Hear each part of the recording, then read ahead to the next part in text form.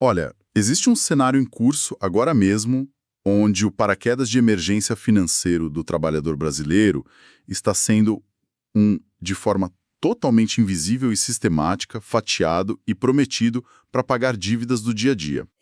E isso é algo muito profundo. Exato. É exatamente essa transformação radical que o mercado de crédito consignado privado está sofrendo no Brasil neste momento. E o que antes era tipo um sistema de desconto em folha de pagamento razoavelmente direto, sabe? Sim, bem tradicional. Isso. Está se tornando um dos ecossistemas de dados mais complexos já arquitetados no país. Com certeza. Porque essa transição, ela redefine o próprio conceito de risco e garantia, sabe? O programa Crédito do Trabalhador insere saldos do Fundo de Garantia do Tempo de Serviço, o nosso conhecido FGTS, e também as verbas rescisórias diretamente na equação de empréstimos comuns. O que muda tudo, né? Muda completamente. Isso transforma uma paisagem financeira que antes era nítida e muito previsível em águas operacionais e tecnológicas extremamente profundas. E é algo que vai exigir um nível de sincronização de dados em tempo real que, bom, o mercado ainda está lutando muito para absorver. E é exatamente por essas águas profundas que vamos navegar na nossa exploração de hoje. Para quem nos acompanha, a missão aqui é decodificar os bastidores operacionais, os cronogramas que estão super apertados e principalmente os impactos técnicos colossais que essas novas regras de garantias vão trazer. E nosso farol nessa jornada é o material direto da fonte. Nós temos uma apresentação oficial de diretrizes do Ministério do Trabalho e Emprego, o MTE, somada a uma gravação de uma reunião técnica muito reveladora da Dataprev com diversas instituições financeiras. Uma reunião que ocorreu agora, em março de 2026. E olha, o valor prático desse material é inestimável. Sério? É ouro puro. É mesmo, porque ele não se limita a mostrar, a intenção política ou macroeconômica por trás da regra. Ele desce para o chão de fábrica da tecnologia. A gravação da Dataprev, especificamente, expõe como os fios estão sendo conectados nos servidores, sabe? Os gargalos de processamento, as dores reais das instituições que precisam colocar essa estrutura monumental de pé. Sem dúvida alguma. E ao longo da nossa análise aprofundada, vamos dar uma atenção super especial para o segmento das cooperativas de crédito. Um setor crucial para o país. Demais. Tanto aquelas cooperativas que já estão com a mão na massa, plenamente integradas no programa completo de empréstimo do trabalhador, quanto os casos daquelas que ainda estão de fora do projeto ou que aguardam ansiosamente um prometido modelo simplificado de integração. Sim. Existe uma expectativa enorme sobre esse modelo simplificado. Pois é. E o gancho central que atrai todo o mercado para essa arena é muito claro. Usar o saldo do FGTS e a rescisão como garantia vai despencar o custo do crédito para o trabalhador. Mas do outro lado do balcão, isso cria um quebra-cabeça tecnológico gigantesco para quem concede e gerencia esses saldos. Exatamente. Só que antes de mergulharmos nos meandros das APIs e dos sistemas de mensageria, a gente precisa estabelecer as novas regras do jogo que ancoram tudo isso. Justo. A base de tudo. Isso. Porque o MTE não abriu a porta do cofre do FGTS de forma indiscriminada. O governo estabeleceu limites matemáticos bem rígidos sobre o que pode ser usado como garantia, buscando um equilíbrio muito delicado. Tá. E como fica esse cardápio para o trabalhador na prática? Bom, o trabalhador agora possui um cardápio fracionado. Ele pode oferecer até 35% das suas verbas rescisórias, pode também comprometer até 10% do saldo total da sua conta do FGTS. Só 10%? Sim, apenas 10% do saldo. E, por fim, pode oferecer até 100% do valor da multa rescisória do FGTS. E um detalhe vital aqui, tudo isso obrigatoriamente precisa estar atrelado apenas ao vínculo empregatício atual dele no momento da contratação. Ok, vamos desempacotar isso. Porque esses números, eles não parecem nada aleatórios, né? Não, tem toda uma engenharia por trás. Pois é, o limite de 35% da rescisão espelha muito de perto a margem tradicional que já existe para o desconto na folha de pagamento mensal, o que mantém uma certa simetria no sistema, certo? Exato, não foge da lógica que o mercado já entende. E essa limitação de apenas 10% do saldo do FGTS é claramente uma trava de segurança. É uma forma do governo dizer, tipo, vamos usar um pedaço para baratear o empréstimo hoje, mas 90% do seu fundo de segurança permanece intacto caso o pior aconteça. Perfeito. Já os 100% da multa rescisória fazem total sentido porque esse é um dinheiro que tecnicamente nem existe até o momento exato em que ocorre uma demissão sem justa causa. É meio que uma garantia fantasma que se materializa no pior cenário para o banco. O que é fascinante aqui é a engenharia comportamental por trás da chamada regra de ouro do programa. O governo impôs que a instituição financeira, seja um megabanco internacional ou uma cooperativa regional no interior, é compulsoriamente obrigada a apresentar 2 propostas simultâneas para o trabalhador que busca crédito. E, 2 propostas obrigatórias? Sim, por lei. Uma proposta tradicional, sem a garantia do FGTS, e uma proposta espelho, incluindo a garantia. E a exigência legal é que a proposta com garantia precisa matematicamente ser a mais vantajosa. Ah, então eles não podem simplesmente oferecer a mesma taxa nas duas? De jeito nenhum. A taxa de juros e o custo efetivo total, o famoso CET, tem que ser obrigatoriamente menores na proposta com garantia. Historicamente, a instituição financeira ditava as regras do consignado privado baseada na sua própria análise de risco sobre a saúde financeira da empresa empregadora, sabe? Sim, se a empresa tinha risco de quebrar ou atrasar salário, os juros vinham lá para cima. Exatamente. Agora, o risco desaba porque existe um valor travado e garantido na Caixa Econômica Federal. O governo está forçando o mercado a repassar essa queda drástica de risco diretamente para o bolso do trabalhador em forma de juros mais baratos. E, para ilustrar a força disso para quem nos escuta, imagina um motorista que vai fazer o seguro de um carro. A seguradora faz os cálculos de risco, olha o perfil dele e dá um preço final alto. O fluxo normal. Mas aí o motorista propõe o seguinte: olha, eu vou deixar um calção considerável em dinheiro vivo trancado aqui no seu próprio cofre. Se eu bater o carro e não tiver como pagar a franquia, você tem a chave desse cofre e pode simplesmente pegar o dinheiro. Boa analogia. A regra de ouro que o governo impôs atua como se houvesse uma lei dizendo que, ao deixar esse calção no cofre, a seguradora perde o direito de cobrar caro pelo risco. Ela é forçada a conceder o maior desconto possível na pólice. O poder de barganha migra totalmente para as mãos de quem tem o calção. E com o trabalhador agora detendo esse poder de escolha e um risco de inadimplência quase nulo para a instituição, a lógica de mercado ditaria que os bancos e cooperativas iniciariam campanhas de marketing super agressivas, né? Com certeza. Disparando push no celular, ligando, abordando o cliente na rua. Exato. Disparando ofertas nos seus próprios aplicativos e abordando os clientes incessantemente para travar essas garantias o mais rápido possível. Mas o governo antecipou essa corrida do ouro e construiu um muro de contenção formidável. A jornada de contratação muda por completo. E muda de uma forma muito restritiva, pelo que a gente viu nos documentos. A operação envolvendo as garantias do saldo da FGTS e da rescisão é absolutamente exclusiva pela carteira de trabalho digital, a famosa CTPS digital. Isso é um ponto crucial do projeto. Funciona assim: o trabalhador abre o aplicativo do governo no próprio celular, a interface consulta as bases de dados e mostra exatamente o que ele tem disponível, já subtraindo automaticamente as fatias que ele possa ter dado como garantia em empréstimos antigos.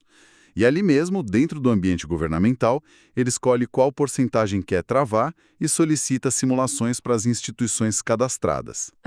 Tudo centralizado. Mas espera aí, eu preciso trazer um contraponto prático do mercado. As cooperativas de crédito, por natureza, costumam ter um relacionamento hiper próximo e consultivo com o cooperado.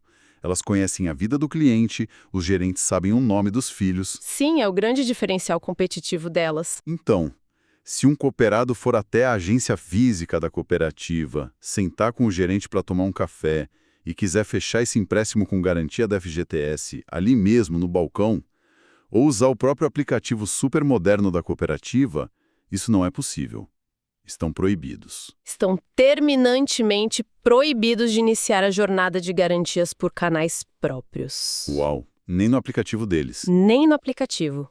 O balcão da agência ou o aplicativo da cooperativa seguem funcionando apenas para as operações clássicas de crédito, sabe?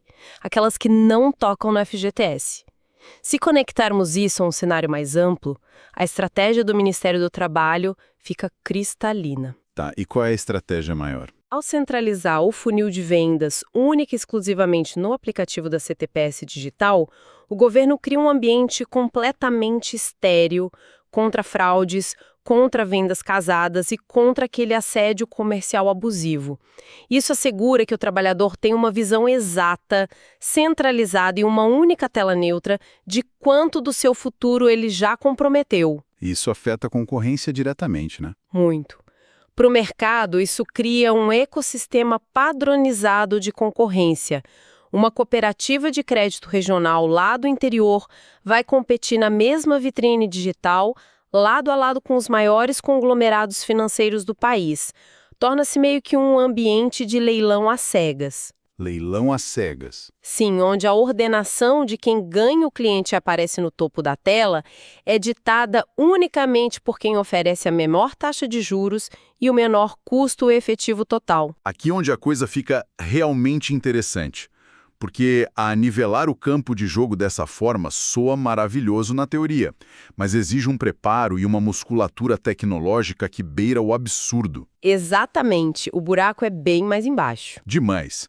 Essa exclusividade do funil na CTPS digital, combinada com a necessidade de manter tudo absolutamente atualizado, gera um desafio de sincronização de dados monumental. Na reunião da Dataprev com as instituições financeiras, ficou evidente uma tensão enorme sobre um requisito técnico muito específico. A famosa API de saldo devedor. Essa mesma. As cooperativas e bancos que integram o sistema completo precisam, obrigatoriamente, enviar o chamado saldo devedor atualizado de cada um dos seus contratos para os servidores da Dataprev através de uma nova API. E isso precisa ser feito de forma contínua e recorrente. E vale ressaltar que essa exigência não é um mero capricho burocrático do governo. Ela é espinha dorsal matemática de todo o projeto. Porque ela é tão vital assim. Porque sem essa comunicação bidirecional constante, o sistema colapsa rapidamente. Para entender o porquê, a gente precisa observar como as coisas funcionam hoje. Tá, como é o modelo atual? Hoje, quando um banco finaliza um contrato de consignado normal, ele faz a averbação, que é o registro oficial daquela dívida e do desconto mensal junto ao empregador. E atualmente, a Dataprev tem apenas uma estimativa estática do quanto a pessoa deve. É baseada no número original de parcelas vezes o valor da parcela. Ah, é uma foto do momento da contratação. Isso, uma foto. Mas a economia real é dinâmica, não estática. O trabalhador pode receber o 13º salário e decidir antecipar o pagamento de 10 parcelas do empréstimo de uma só vez para fugir dos juros. 5 ou 10 parcelas de uma vez, a dívida caiu drasticamente. Como a Caixa Econômica e o sistema do FGTS vão adivinhar que não precisam mais manter aquele bolo de dinheiro do trabalhador bloqueado e indisponível? Não tem como adivinhar. É por isso que a API existe. A nova API é a forma de a cooperativa de crédito bater na porta da Dataprev periodicamente e avisar, olha atenção, aquele contrato que era de R$20 mil, agora tem um saldo real atualizado de apenas R$12 mil, pode liberar o resto da garantia. E o perigo mora justamente na falha dessa comunicação. Sim. Se a cooperativa falha nessa atualização e o saldo reportado para o governo fica maior do que a realidade da dívida, o perigo é iminente. Imagine que esse trabalhador seja demitido na semana seguinte. O pior cenário possível. Os sistemas automatizados vão olhar para o dado defasado, executar a garantia e reter um valor totalmente incorreto, sugando dinheiro a mais das verbas rescisórias dessa pessoa. E o empregador vai descontar o valor errado na rescisão homologada. Exato. Isso gera uma cascata de atritos jurídicos, prejudica severamente o trabalhador no momento em que ele está mais vulnerável e, no fim das contas, destrói a confiança no setor inteiro. E a execução técnica dessa atualização contínua foi o grande ponto de dor relatado na gravação que a gente analisou. A Dataprev estabeleceu, neste momento inicial do projeto, um limite de uso para essas APIs de 25 TPS, ou seja, 25 transações por segundo. Olha, para quem não é de TI, 25 transações por segundo parece muito para um usuário doméstico, mas na arquitetura de sistemas financeiros, isso é um gargalo incrivelmente estreito, né? É praticamente uma via de mão única em horário de pico. Pense em uma grande central de cooperativas de crédito. Uma central dessas processa os dados de tipo 300 cooperativas singulares espalhadas pelo país. Cada uma com dezenas de milhares de contratos rodando. Nossa, é muito volume. Se ocorre um atraso generalizado de folha de pagamento em um município específico, inflando o saldo devedor de milhares de pessoas ao mesmo tempo, a central precisa enviar milhões de atualizações para a Dataprev. A uma velocidade máxima permitida de 25 por segundo, isso poderia levar horas ou até dias. Gerando uma lentidão terrível em todo o sistema. E a resposta da Dataprev na reunião foi que eles já estudam revisar e ampliar esse teto de requisições.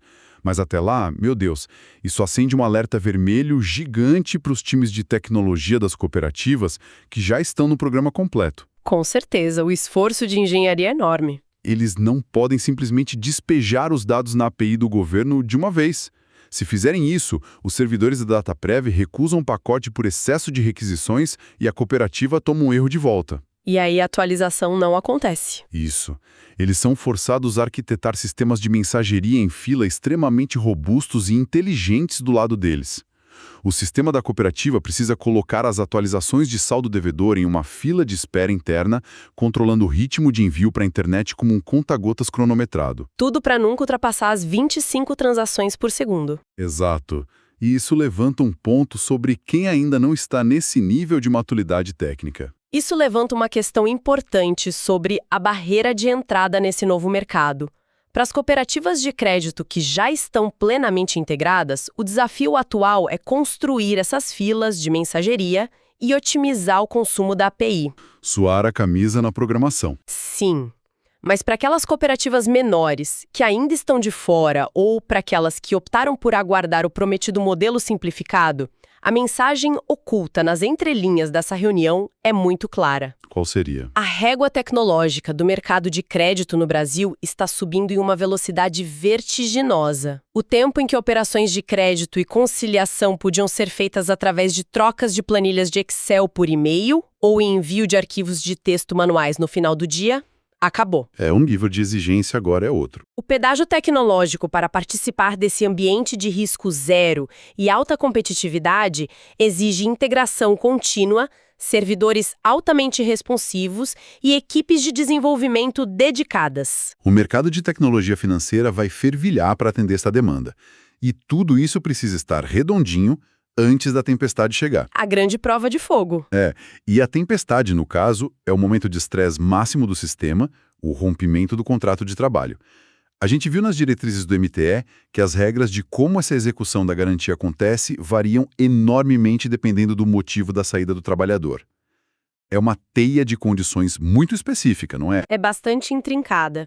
A engenharia das regras de execução precisa ser compreendida em duas frentes distintas. Primeiro, temos as verbas rescisórias em si, que envolvem o dinheiro das férias proporcionais não tiradas, o 13º salário proporcional e o saldo de dias trabalhados naquele último mês. Tá, o acerto tradicional. Isso. Esse bloco de dinheiro pode ser executado e direcionado para quitar o empréstimo por absolutamente qualquer motivo de rescisão. Qualquer um. Qualquer um. Se a pessoa pediu demissão por vontade própria, se houve um acordo com o patrão, ou até mesmo se ela foi demitida por justa causa devido a uma falta grave. Não importa. A garantia trancada nessas verbas rescisórias é acionada implacavelmente. Nossa, não tem escapatório para verba rescisória, então. Nenhuma. Por outro lado, a segunda frente, que engloba a multa de 40% e o saldo em si da conta do FGTS, possui uma blindagem maior. Esses valores específicos só podem ser legalmente executados e transferidos para a cooperativa em casos estritos de demissão sem justa causa. Ah, entendi. Ou casos raros de fechamento de empresa. Sim, cenários jurídicos muito específicos de fechamento da empresa por força maior ou culpa recíproca reconhecida na justiça. E existe um detalhe técnico cruzado que apareceu nas perguntas mais difíceis durante a reunião técnica e que, olha, afeta milhões de brasileiros. A modalidade do saque aniversário do FGTS. Um ponto de atrito imenso. Gigante. Porque se o trabalhador em algum momento do passado fez a opção de aderir ao saque aniversário para tirar um pouquinho do fundo todo ano no mês do aniversário dele, ele perde um pedaço do acesso ao novo programa de crédito. A lei proíbe que pessoas nessa modalidade usem os 10% do saldo total do FGTS como garantia. O sistema barra na hora. E a integração é tão profunda que o aplicativo da CTPS Digital vai ler o status do trabalhador na Caixa Econômica e simplesmente esconder a opção do saldo da tela dele. A interface se adapta em tempo real. Isso é muito louco. Quem está no saque aniversário só vai conseguir visualizar e oferecer como garantia as verbas rescisórias e a multa. É um nível de detalhe lógico muito amarrada. E, a complexidade não para por aí.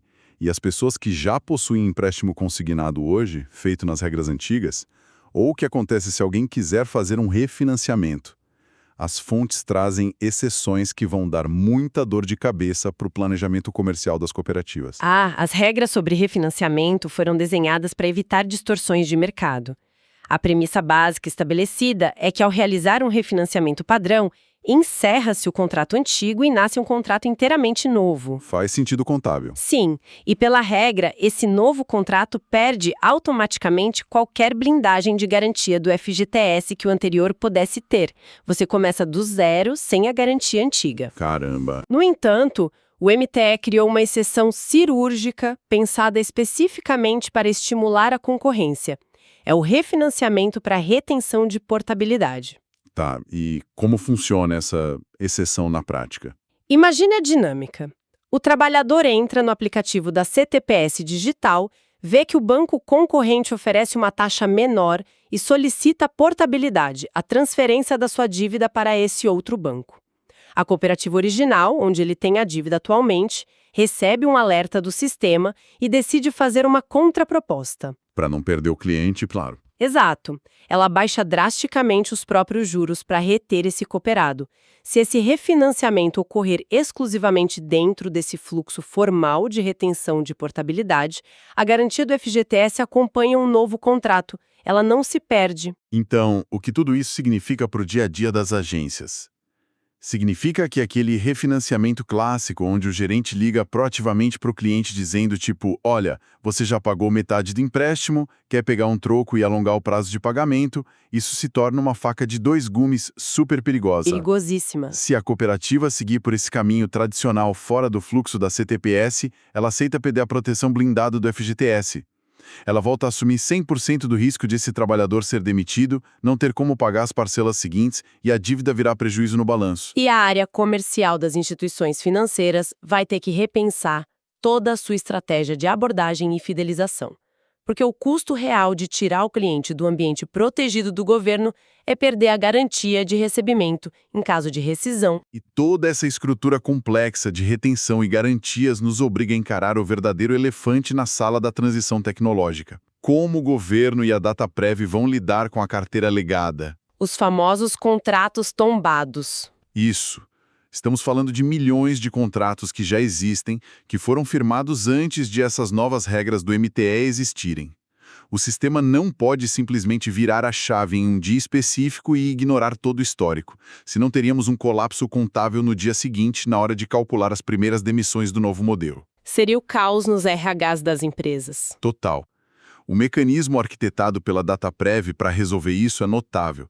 Eles anunciaram que, na véspera do lançamento oficial do sistema, vão rodar um processamento em lote gigantesco. É o que eles chamam de cálculo avulso. Isso levanta uma questão importante sobre a capacidade de processamento deles, porque tentar entender esse cálculo avulso é como observar engenheiros tentando construir um alicerce de concreto armado embaixo de uma casa que já está de pé, totalmente construída e cheia de moradores, sem derrubar as paredes ou interromper a vida lá dentro. Adorei essa imagem, exatamente isso. A Dataprev vai pegar cada um dos milhões de contratos antigos ativos no país e fazer uma matemática retroativa pesada. Eles vão analisar o valor da parcela atual daquele contrato legado e calcular matematicamente qual percentual das verbas rescisórias daquele trabalhador específico seria necessário para cobrir o saldo caso ele fosse demitido no dia seguinte. Um por um. Um por um. E eles vão gerar e atribuir esse percentual de retenção para o passado inteiro de forma automática nas bases de dados. Cara, é a criação de uma memória instantânea para o sistema. É genial. Dessa forma, para não quebrar o mercado na transição, eles meio que simulam uma reserva de garantia que engloba os contratos antigos. Assim, no exato dia em que a nova regra entrar em vigor, se um trabalhador for demitido às 9 da manhã, o ecossistema inteiro já estará em sincronia. Sem atraso, sem cálculos manuais. O empregador vai processar a demissão, enviar a informação para o E-Social, que é o Sistema Unificado de Informações Trabalhistas do governo, e esse sistema já saberá exatamente, através da DataPrev, qual fatia daquela rescisão pertence à cooperativa X, referente a um contrato de 2024, e qual fatia pertence ao Banco Y de um contrato de 2025. Tudo automatizado. E olha o nível de amarração técnica para fazer isso acontecer é colossal. Exigir que o software de RH de milhares de empresas dialogue quase em tempo real com o E-Social, com a Caixa Econômica, com a DataPrev e com servidores de mensageria das instituições financeiras é algo sem precedentes na nossa infraestrutura de crédito privado. A pressão do relógio está soando alto.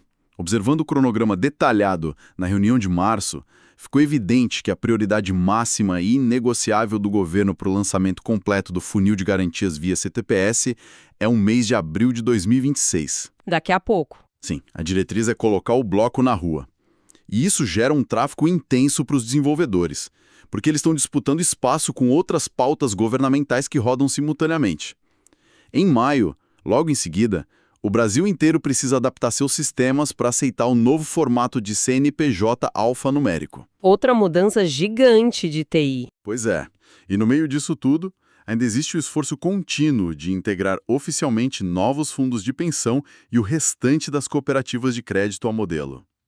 É uma maratona que está sendo corrida em ritmo de chegada de 100 metros rasos. Essa urgência toda reflete a vontade do governo de consolidar a mudança de paradigma o mais rápido possível.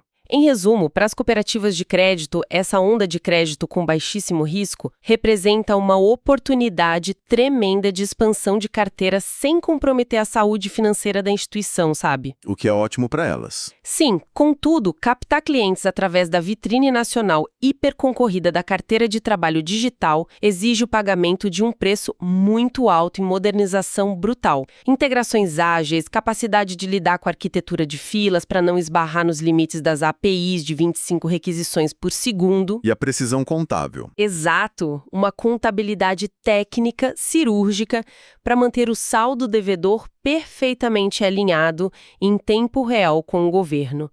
Mas o prêmio por alcançar essa excelência técnica é formidável. É a redução quase absoluta do fantasma do calote em caso de desemprego do cooperado, pavimentando o caminho para um cenário de juros historicamente mais civilizados para quem precisa do crédito. Olha, o raio-x de toda essa nova tecnologia mostra uma estrutura óssea de software impecável e fascinante. Mas existe uma reflexão que emerge quando nos afastamos dos códigos, das APIs e das planilhas. Estamos presenciando o desenho de uma arquitetura onde o Fundo de Garantia do Tempo de Serviço, o FGTS, deixa de ser algo distante e intocável, e ele se torna, na prática, a engrenagem principal para gerar a roda do consumo diário de curto prazo. É um paradoxo intrigante das políticas públicas modernas. Se um trabalhador for demitido sem justa causa em um momento de crise e grande parte do seu FGTS e das suas preciosas verbas rescisórias forem instantaneamente sugados pelos fluxos automatizados e implacáveis da DataPrev para quitar um empréstimo contraído anos atrás, o resultado prático se revela de forma muito dura. Fica sem nada na mão. A rede de proteção social dele pode simplesmente desaparecer no exato momento em que ele mais precisaria dela para alimentar a família no mês seguinte ao desemprego. É como se ele caísse na água durante uma tempestade, apenas para descobrir que o seu colete salva-vidas já havia sido fatiado e usado para pagar os jantares a bordo do navio. Caramba, que imagem forte. Fica realmente a dúvida se a alma dessa política pública está de fato construindo um futuro mais sólido e barato para o trabalhador ou apenas afundando sua principal boia de salvação de forma extremamente tecnológica e eficiente nas águas do endividamento antecipado. É uma reflexão muito profunda para quem acompanha as engrenagens da nossa economia. Agradecemos imensamente a companhia de quem esteve conosco prestando atenção aos detalhes e às provocações de mais essa nossa exploração de hoje. Continuem questionando os sistemas ao redor e continuem curiosos.